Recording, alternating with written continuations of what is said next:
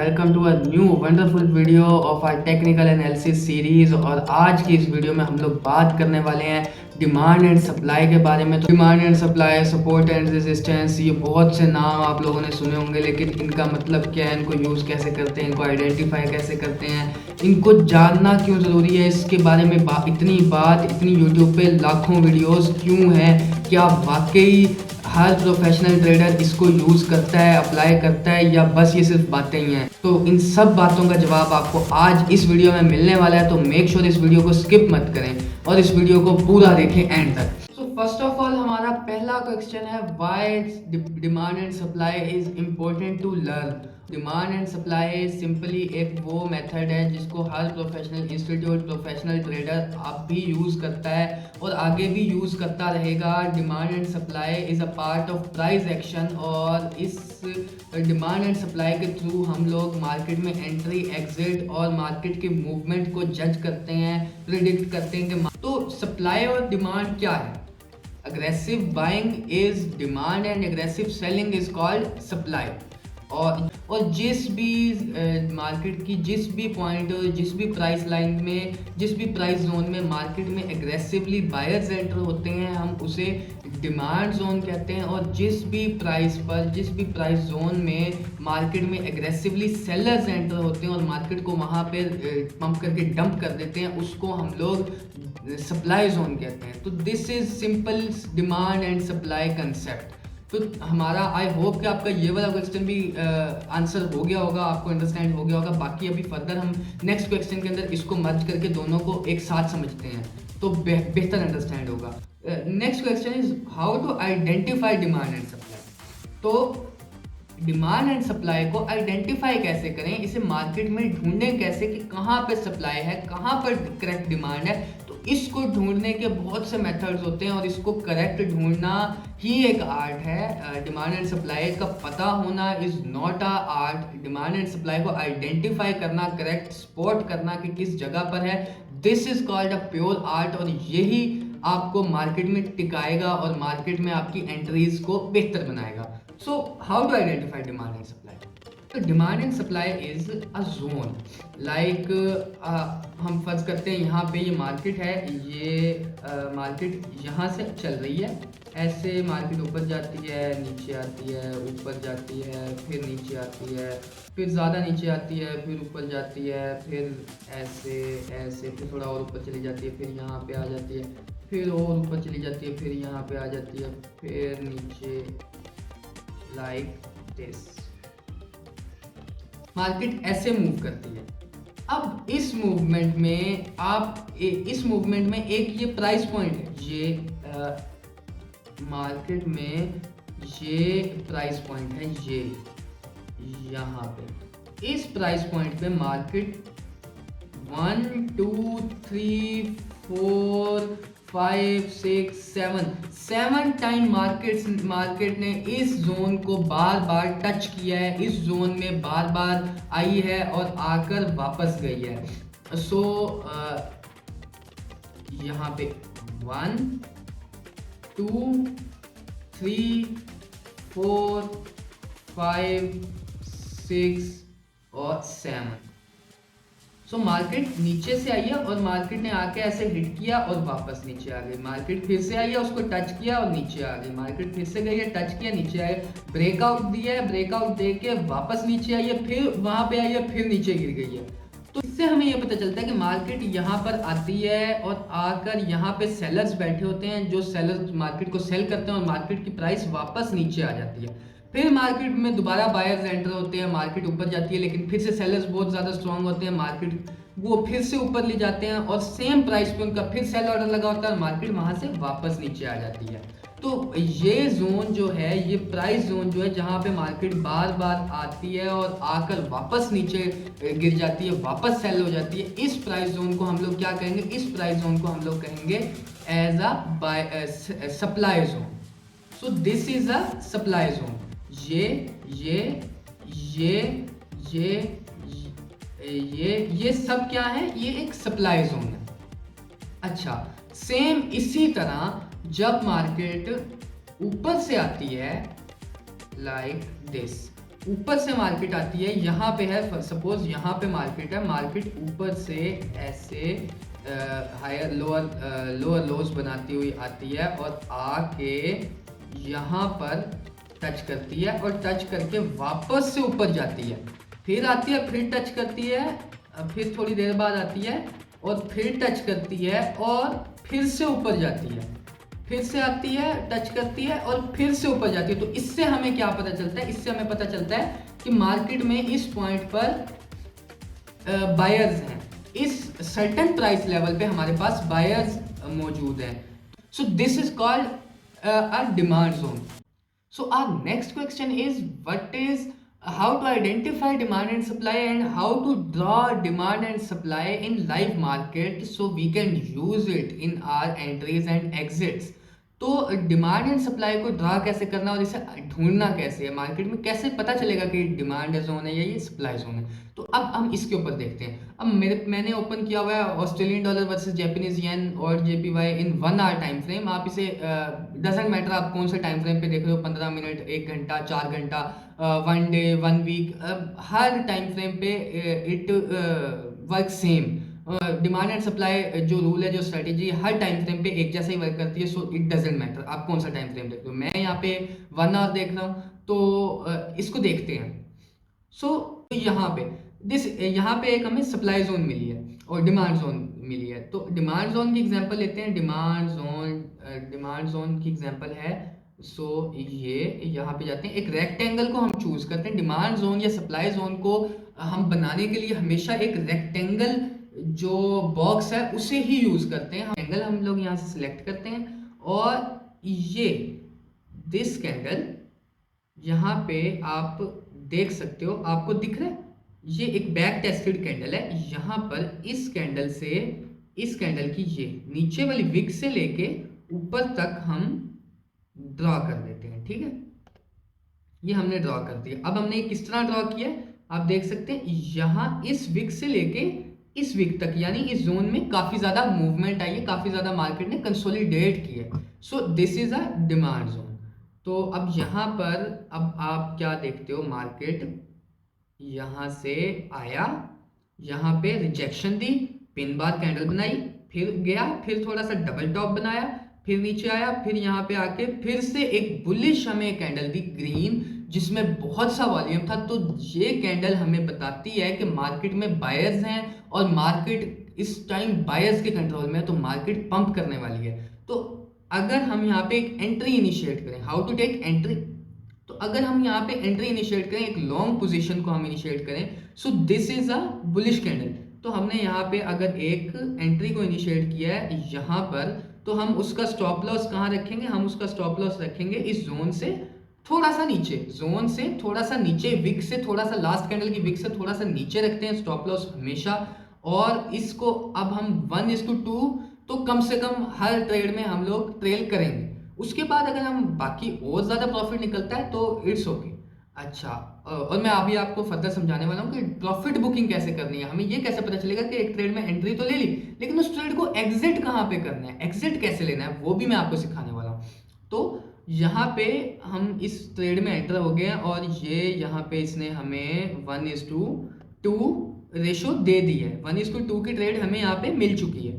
तो अब इसमें हमारा रिस्क कितना था, यहाँ पे स्केल से हम रिस्क देख लेते हैं। अब हमारा रिस्क था यहाँ पे इस ट्रेड में 25 पिप का, यानी अगर आपने 0.1 लॉट ली हुई है तो आपको $25 का लॉस होने वाला है इस ट्रेड में, और आपको $50 का प्रॉफिट होने वाला है इस ट्रेड में। ठीक है, हम पूरा मूव कभी भी कैप्चर कोई नहीं कर सकता और करना भी नहीं चाहिए। सो जितना आपको 1:2 ट्राई करें, 1:2 नहीं मिलता, 1:1.5 जरूर ट्राई करें।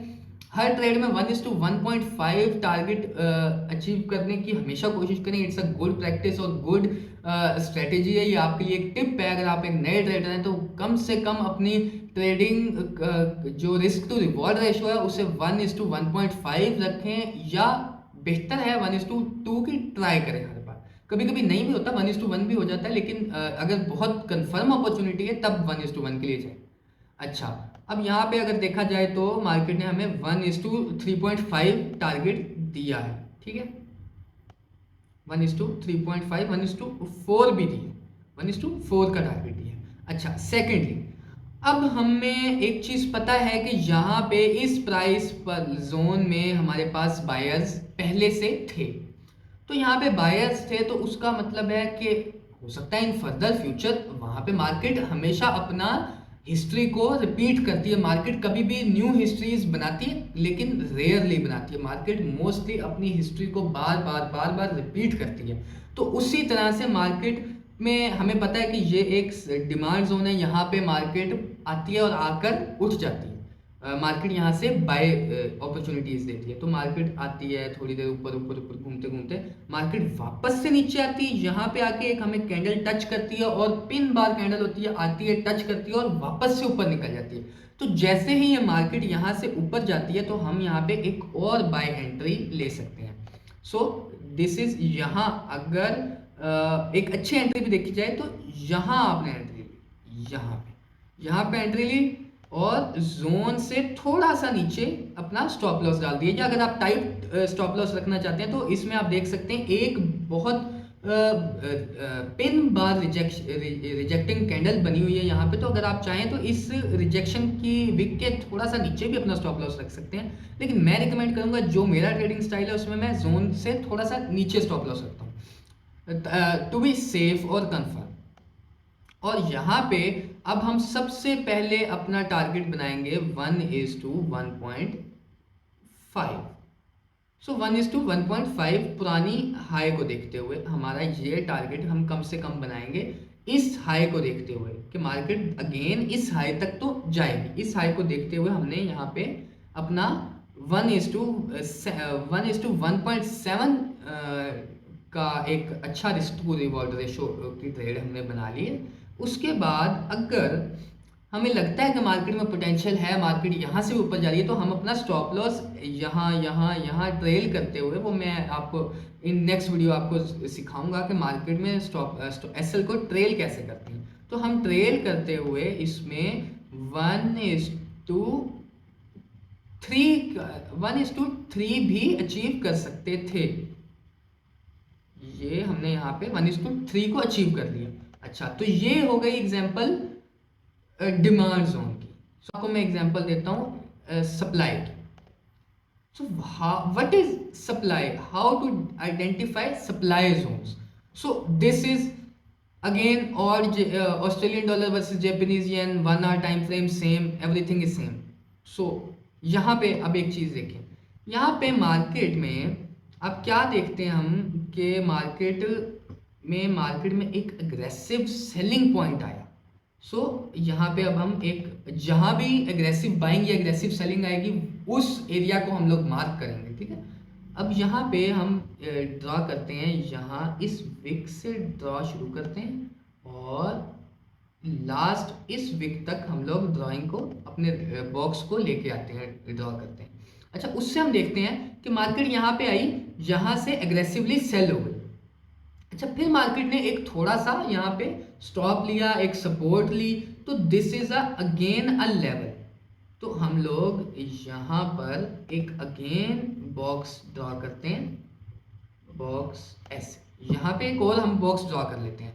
तो अब हम लोग इसमें क्या देखते हैं, इसमें सबसे इंपॉर्टेंट, यहाँ से मार्केट गिरी और गिर के यहाँ पे आई, सपोर्ट ली और फेल किया, अगेन कंटिन्यू किया और मार्केट डाउन ट्रेंड में आ गई। सो ये वो पॉइंट नहीं है जहाँ पे आपने कुछ करना था, यहाँ पे आपने एंट्री नहीं लेनी थी। अब एंट्री कहाँ पे लेनी है, अब आपको लेवल मिल चुका है कि ये एक ऐसी प्राइस जोन है जहाँ पे सेलर्स हैं, जहाँ से मार्केट सेल हो जाती है।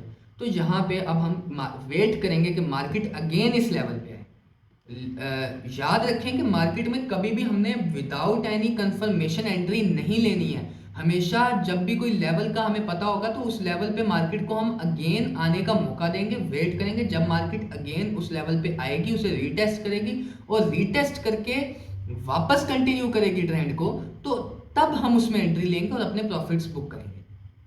सो यहाँ पे मार्केट आई है, तो अब हम लोग इस टाइम का वेट करेंगे कि मार्केट वापस से मूव करती हुई वापस से आए और आके यहाँ पे टच करे और हम लोग यहाँ पे अटैक करें, यहाँ पे सेल करें और ये अपना प्रॉफिट्स इंजॉय करें, ठीक। तो अब मार्केट यहाँ पर आई है और मार्केट ने आके यहाँ पे एक बहुत ही प्यारा सा कैंडलस्टिक पैटर्न बनाया है। मार्केट ने यहाँ पे आई है और मार्केट ने आके एक बहुत अच्छी वीकनेस दिखाई है। मार्केट आई है यहाँ पे और वापस से नीचे आई है, एक और कैंडल बनी है और यहाँ पर इन दिस जोन आपकी अब मार्केट यहाँ पे यहां से गिरना स्टार्ट हुई थी, वापस सेम उसी लेवल पे आई है और अगेन गिर गई है। तो हमें यहाँ पे इससे क्या समझ आता है कि हम यहाँ पे मार्केट में एंटर कर सकते हैं। यहाँ पे सेलर्स हैं जिन्होंने अगेन मार्केट को सेल कर दिया। तो यहाँ पे हमने एक शॉर्ट की पोजीशन एंटर की है और इसका जो प्रॉफिट टारगेट है वो यहाँ कहीं रखा है, यहाँ कहीं रखेंगे। और स्टॉप लॉस कहाँ जाएगा, स्टॉप लॉस जोन से थोड़ा सा ऊपर, और हम अपना प्रॉफिट टारगेट रखेंगे 1:2। इससे ज़्यादा अगर हमें पावर मार्केट में पोटेंशियल दिखेगी तो हम लोग ट्रेल कर लेंगे, लेकिन ज़्यादा लालच नहीं करेंगे। मार्केट में 1:2 की ट्रेड रखेंगे इस स्ट्रेटेजी पे, और हम लोग 1:2 में हम लोगों ने टारगेट अचीव, हम लोगों को ये टारगेट मिल चुका है। अच्छा, सेकेंडली मार्केट फिर से उठती है और फिर से यहाँ पे आके एक बेयरिश पिन बार कैंडल देखते हैं हम। ये इसकी मार्केट यहाँ पर इतना ऊपर गई लेकिन वापस से नीचे आई। सेलर्स ने मार्केट को एग्रेसिवली सेल किया और हम लोग यही चाहते हैं कि मार्केट एग्रेसिवली सेलर्स को देखते हैं हम मार्केट में, या एग्रेसिव बायर्स को देखते हैं। तो यहाँ पे हमें एग्रेसिव सेलर्स हमारे मिल चुके हैं जिन्होंने हमें इंडिकेशन दे दिया, इंडिकेट कर दिया, बता दिया कि यहाँ पे एग्रेसिव सेलर्स बैठे हुए हैं। तो अब आपको यहाँ पे क्या करना चाहिए, यहाँ पे आप एक और शॉर्ट पोजीशन ले सकते हैं। ये हमारी एक और शॉर्ट पोजीशन बनी है और इसमें हमारा स्टॉप लॉस रहेगा जोन से ज़रा सा ऊपर, और फिर से हमें हमारा 1:2 का टारगेट इजीली मिल चुका है। इजीली हमारा 1:2 का टारगेट हमें मिल चुका है। और अगर हम इसको ट्रेड को और लॉन्ग टर्म में देखें तो हमें यहाँ पर हमारा 1:4 का टारगेट भी मिल चुका है। अगर हम इसे पिप्स में कैलकुलेट करें तो ये हमारा एसएल था यहाँ पे 40 पिप्स का, और जो हमारा टारगेट है वो टारगेट था हमारा 167 पिप्स का।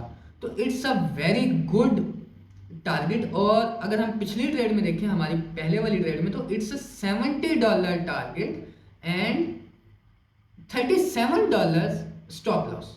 सो दिस इज द वे कि मार्केट में आप कैसे डिमांड एंड सप्लाई को इम्प्लीमेंट कर सकते हैं, डिमांड एंड सप्लाई को यूज कर सकते हैं। मैंने आपके सामने मार्केट में डिमांड एंड सप्लाई को यूज करके भी आपको दिखाया, डिमांड एंड सप्लाई अप्लाई करके भी दिखाया। It's not a rocket science, ये कोई बहुत मुश्किल नहीं है। तो मार्केट की एग्जांपल से शायद आई होप आपको समझ आ गया। अगर आपको कुछ नहीं भी समझ आया तो प्लीज़ मुझे कमेंट करें। मैं आपके कमेंट्स की बेस के ऊपर ही नेक्स्ट वीडियोस प्लान करूंगा, ताकि आपके जो भी कंसेप्ट्स क्लियर नहीं है, आपको जिस चीज़ की अंडरस्टैंडिंग नहीं है, वो सब कंसेप्ट्स मैं आपके क्लियर कर सकूं, आपको एक अच्छा ट्रेडर बनने में, प्रोफेशनल ट्रेडर बनने में आपकी हेल्प कर सकूं।